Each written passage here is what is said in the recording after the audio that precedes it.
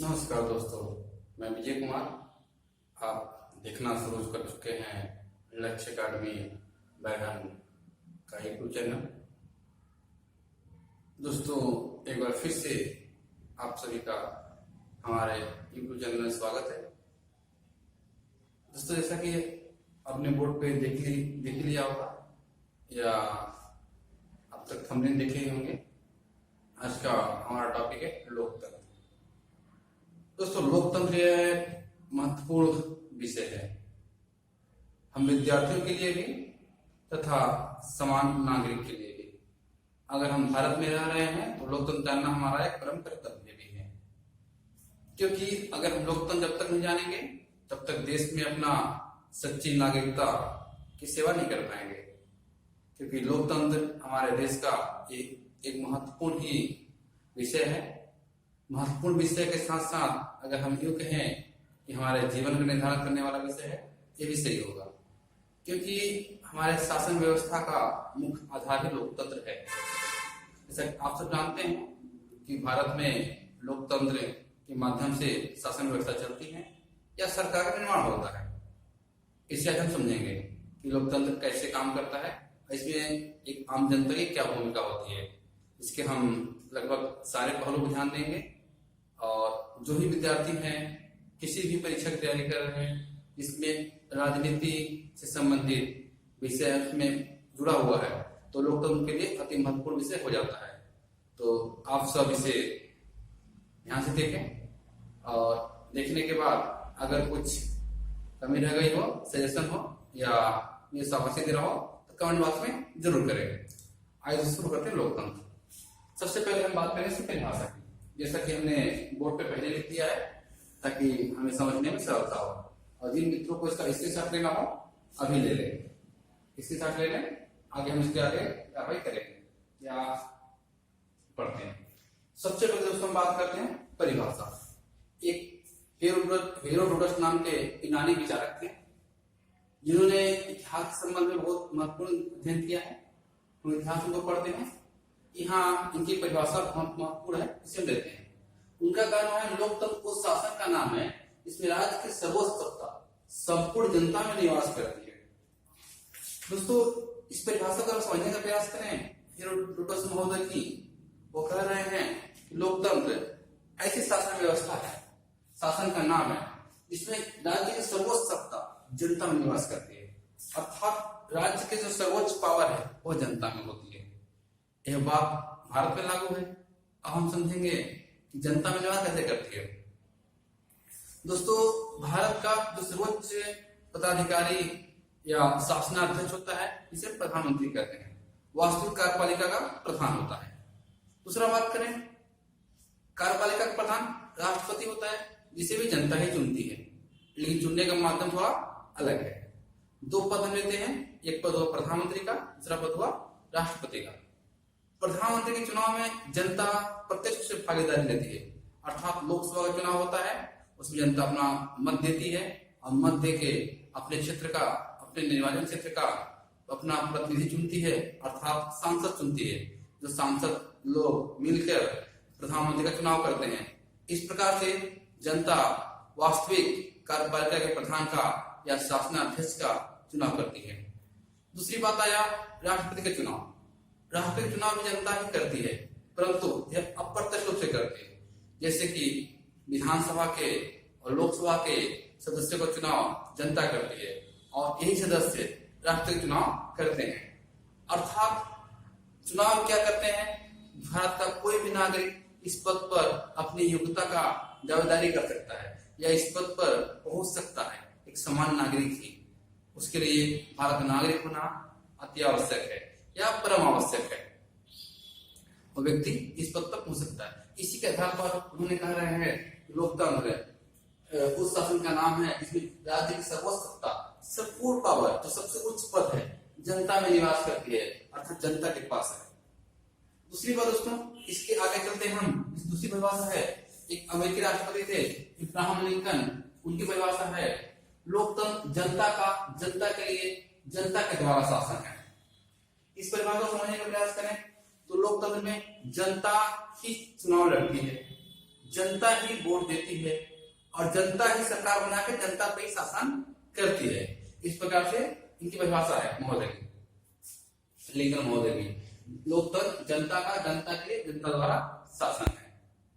दोस्तों इसी क्रम में हम आगे बढ़ते हैं। अगली परिभाषा है डेविस महोदय की।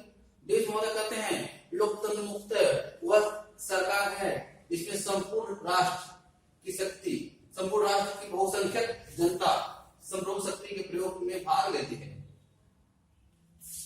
मतलब क्या है कि राष्ट्र लोकतंत्र सरकार में निर्माण में या सरकार में राज्य की या संपूर्ण राज्य की, राज्य मतलब देश के संबंध है, बहुसंख्यक जनता मतलब अधिक से अधिक संख्या जनता के संप्रभु शक्ति के प्रयोग में भाग लेती है। अर्थात एक है जिस पार्टी की सरकार बनती है वो बहुमत का शासन होता है, बहुसंख्यक का शासन होता है, जिसके पक्ष में ज्यादा मत आते हैं वही सरकार बनती है और वही सरकार भारत के नीति निर्माण में अपना अमूल्य योगदान देती है। इस प्रकार बहुसंख्यक जनता शक्ति के प्रयोग में भाग लेती है। चौथी परिभाषा है डायसिक परिभाषा है, जो अति महत्वपूर्ण परिभाषा है दोस्तों। इनका कहना है कि लोकतंत्र मुक्त वह शासन व्यवस्था है जिसमें जनता का अपेक्षाकृत बड़ा भाग शासक होता है। बड़ा भाग दोस्तों यही बात होगी, अधिक से अधिक लोग शासक करते हैं। बड़ा भाग तात्पर्य हुआ कि जिसकी बहुमत होगी वही शासक करेगा और बहुमत उसकी होगी जो बड़ा भाग होगा, अर्थात बड़ा भाग ही शासक होता है। दोस्तों यही लोकतंत्र की परिभाषा है जो महत्वपूर्ण परिभाषा है। अगर आप इन परिभाषाओं को समझ गए होंगे तो लोकतंत्र को समझ गए होंगे। अगर कहीं समझने में त्रुटि हो रही है, दिक्कत हो रही है तो हमें जरूर बताएं, हम दोबारा बताने का प्रयास करेंगे वीडियो के माध्यम से। दोस्तों अब कुछ आगे पॉइंट हमने लिख रखा है लोकतंत्र क्या होते हैं। जैसे लिखा हुआ लोकतंत्र की विशेषता है। लोकतंत्र की विशेषता क्या होती है? स्वतंत्र, समानता, स्वतंत्र व निष्पक्ष न्यायपालिका, लोक कल्याणकारी उद्देश्य, निष्पक्ष चुनाव। इन्होंने और विशेषताएं हमने 5 मुख्य पॉइंट लिख रखा है। मतलब यहाँ की जहां की जनता स्वतंत्र होगी तभी अपना प्रतिनिधि चुन सकेगी, अपना सरकार चुन सकेगी। अगर किसी के दबाव में रहेगी तो निष्पक्ष रूप से नहीं चुन सकती है, वो दिक्कत होगा। दूसरा बात समानता, हमें समाज में समानता लानी पड़ेगी तभी लोकतंत्र सफल हो सकता है। उसकी विशेषता यही है क्योंकि अगर एक व्यक्ति बहुत ऊंची से है तो उनके मत का वैल्यू बराबर है परंतु उनके पार्टिसिपेंट करने की क्षमता अलग अलग हो जाती है। एक सामान्य व्यक्ति आज के समय में लोकसभा चुनाव नहीं लड़ सकता, एक आम नागरिक। ये बात हो रही समानता की। स्वतंत्र और निष्पक्ष न्यायपालिका, अगर दोस्तों स्वतंत्र और निष्पक्ष न्यायपालिका नहीं रहेगी तो उच्च जो पदों के व्यक्ति हैं वो बदमाशी करने लगेंगे, आम जनता का शोषण करने लगेंगे। इसके लिए लोकतंत्र की सफलता के लिए स्वतंत्र और निष्पक्ष न्यायपालिका प्रमुख विशेषताओं में से एक है। दूसरी लोक कल्याणकारी उद्देश्य, जनता शासन करेगी तो अपना कल्याण निश्चित रूप से करेगी, अपना कल्याण ही नहीं करेगी तो फिर जनता किस काम की है, सरकार किस काम की? जिसे लोक कल्याणकारी उद्देश्य नीति होता है। अगली बात करें निष्पक्ष चुनाव, अगर चुनाव में निष्पक्ष नहीं होगा तो फिर लोकतंत्र का महत्व नहीं है, लोकतंत्र कोई विशेषता नहीं है। चुनाव निष्पक्ष हो, प्रत्येक जनता अपने मत का प्रयोग करे। भारत में जैसे कि वयस्क मताधिकार दिया गया है, भारत का प्रत्येक 18 वर्ष पूर्ण करने वाला नागरिक चाहे वो मेल हो फीमेल हो कोई भी अपने मत का प्रयोग कर सकता है या करना चाहिए। दोस्तों अगले बात है लोकतंत्र के गुण। लोकतंत्र के गुण क्या है? लोकतंत्र के शासन व्यवस्था में क्या क्या विशेष अच्छी गुणें होती है, क्यों होना चाहिए लोकतंत्र? दोस्तों पहला होता है उच्च आदर्शों पर आधारित, बहुत महत्वपूर्ण पॉइंट दोस्तों, उच्च आदर्शों पर आधारित। अगर उच्च आदर्श नहीं होंगे तो हम सरकार को चुनने के समय पर गलत मत का प्रयोग कर लेंगे, अच्छे व्यक्ति का चुनाव नहीं करेंगे, किसी दबाव में आकर, डर से आकर, लालच से आकर हमें उच्च आदर्श होना पड़ेगा, निष्पक्ष होना पड़ेगा तो हम करते हैं। ये लोकतंत्र की मेन गुण है। दूसरा है जन कल्याण पर आधारित। लोकतंत्र का दूसरा गुण है कि जनता के कल्याण की बात करता है, प्रत्येक जनता का ध्यान रखता है, एक गुण है। तीसरा जनमत पर आधारित। जनमत मतलब जनता की मत, जनता जिसको सरकार चाहेगी, जनता का जिसको मत होगा वही सरकार बनेगा। अगर आपके प्रति जनता का मत बन जाए, आपके भारत के सर्वोच्च पद पर आपको पहुंचाना है, आप शासक बन सकते हैं। अगला है जनसाधारण की शिक्षा, यह भी एक महत्वपूर्ण टॉपिक है, महत्वपूर्ण पॉइंट है। जनसाधारण शिक्षा लोकतंत्र का एक बड़ा गुण है कि प्रत्येक जनता, आज भारत में प्रत्येक नागरिक चाहे पढ़ा लिखा हो या न पढ़ा लिखा हो, जरूर जानता है कि हमें वोट देना है। हमें वोट देने के बाद मुझे इतना पावर होता है, हम सरकार चुनते हैं। इसी वजह से नेताओं से खुल के बात कर सकते हैं, जानते हैं कि 5 साल बाद पुनः मुझे पावर मिलेगा, शक्ति मिलेगी टीवी चुनने का। यह है जनसाधारण शिक्षा, प्रत्येक जनता जानती है, प्रत्येक व्यक्ति जानता है। अगला, जनता का नैतिक उत्थान। दोस्तों, लोकतंत्र का एक बड़ा गुण है नैतिक उत्थान होना। प्रत्येक जनता कहीं न कहीं मत देते समय एक नैतिक रूप से सोचती जरूर है, हमें किसे वोट देना चाहिए, किसे वोट नहीं देना चाहिए, हमारा कौन भला करेगा, कौन भला नहीं करेगा। इस प्रकार जनता के नैतिक गुण का विकास होता है लोकतंत्र में।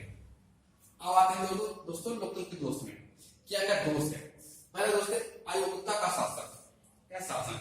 दोस्तों, कई बार ऐसा होता है भारत में या जहां भी लोकतंत्र होता है, लोकतंत्र बहुमत का शासन होता है। जनता कभी कभी नासमझी करके ऐसे व्यक्ति को वोट दे देती है, मत देती है, जो व्यक्ति वास्तव में अयोग्य होता है, उस पद के लायक नहीं होता है, वो अयोग्य नहीं होता है और वो चुनाव जीत जाता है। और अयोग्य चुनाव जीत जाता है तो निश्चित रूप से अच्छा शासन नहीं कर सकता है। दूसरा, राजनीतिक दलों का दलदल। दोस्तों, इसे हम भारत का राजनीति बहुत अच्छे समझ सकते हैं कि भारत में राजनीतिक दलों का इतना दलदल हो गया है कि पूरी राजनीति दल के इर्द गिर्द घूमती है। शासन क्या करेगा, क्या नहीं करेगा, ये दल डिसाइड करता है, दल निर्णय लेता है। सरकार बोर्ड हो गया है, राजनीतिक दल प्रमुख हो गई है। इस प्रकार इनका पूरा दलदल हो गया है, ये जिसका लोकतंत्र का बहुत बड़ा दोष है।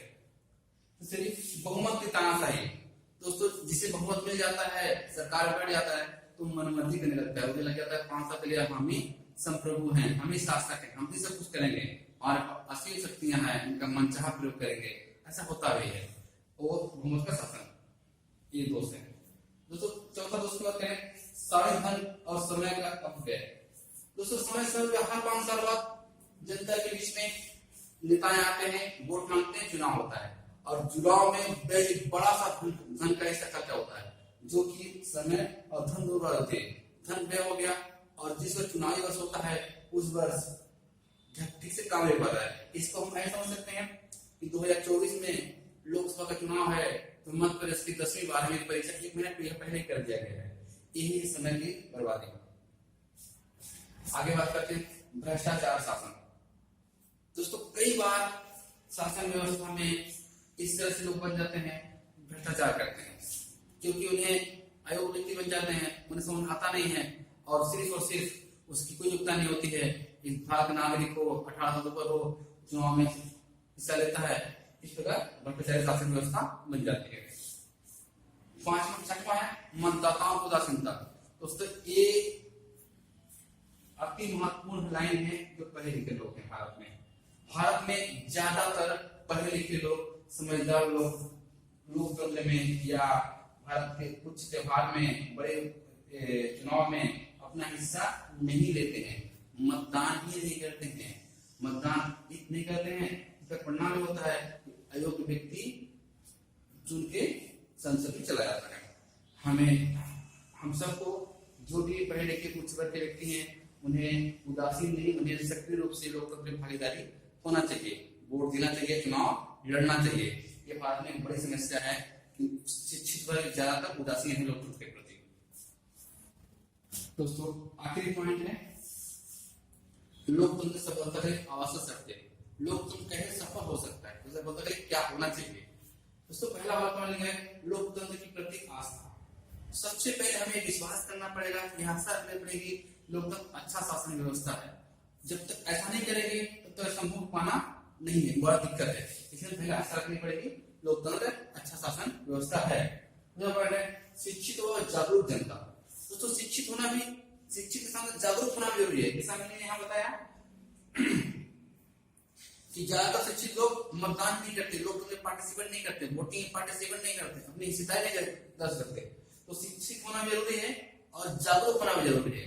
हम शिक्षित हों, हमें किसको वोट देना है, और जागरूक हों, समय में वोट भी दें। ये सफलता का सबसे बड़ा मंत्र है। सामाजिक और आर्थिक समानता, यह एक कोई कल्पना के समान है लेकिन महत्वपूर्ण है। हमें समाज में सामाजिक और आर्थिक समानता चाहिए, अर्थात यह हो समाज में सभी वर्ग एक बराबर हो, सामाजिक रूप से, जाति, धर्म और आर्थिक रूप से, तब इस जज सफल होगा। लेकिन यह एक सपना ही मात्र है, हो पाना बड़ा मुश्किल है, लेकिन होना चाहिए। स्वस्थ राजनीतिक दल, इसका तात्पर्य है कि राजनीतिक दल अपने हित की ना सोच के देश की ही सोचे, तभी लोकतंत्र सफल हो सकता है। जैसे कि यहाँ दोस्त भी लिखा है कि राजनीति के दलों के घूमता है, दलदल उनका है, इस दलदल से निकलना पड़ेगा, देश के बारे में सोचना पड़ेगा, आम जनता के बारे में सोचनी पड़ेगी, तभी काम हो पाएगा। जनता का उच्च नैतिक चरित्र, जनता जब वोट देने जाए तो ये देखिए कि हमारा वोट कितना कीमती है, इस वोट के बदले हमें क्या मिलेगा। ये ना देखे कोई नेता आया, लुभावना भाषण दिया, कुछ लुभावने प्रोत्साहन दे दिया, हम उसके बहकावे में कुछ वोट दे दे, ऐसा नहीं होना चाहिए। हमें बहकावे में नहीं देना चाहिए, उच्च चरित्र मान होना चाहिए, जल्दी बिकना नहीं चाहिए। स्वतंत्र नागरिक, उसके तात्पर्य है कि प्रत्येक व्यक्ति स्वतंत्र हो, वोट देने जाए तो निष्पक्ष होकर मतदान करे, तब जाके लोकतंत्र सफल होगा। दोस्तों, आज का वीडियो कैसा लगा हमें कमेंट बॉक्स में जरूर बताएं। अगर अच्छा लगा हो, हमारा प्रयास अच्छा रहा हो तो इसे लाइक भी करें, शेयर भी करें। अगर आप तक यहाँ तक देख रहे हैं, निश्चित रूप से आपको अच्छा लगा है, ज्यादा कम से कम लाइक तो करेंगे। धन्यवाद दोस्तों।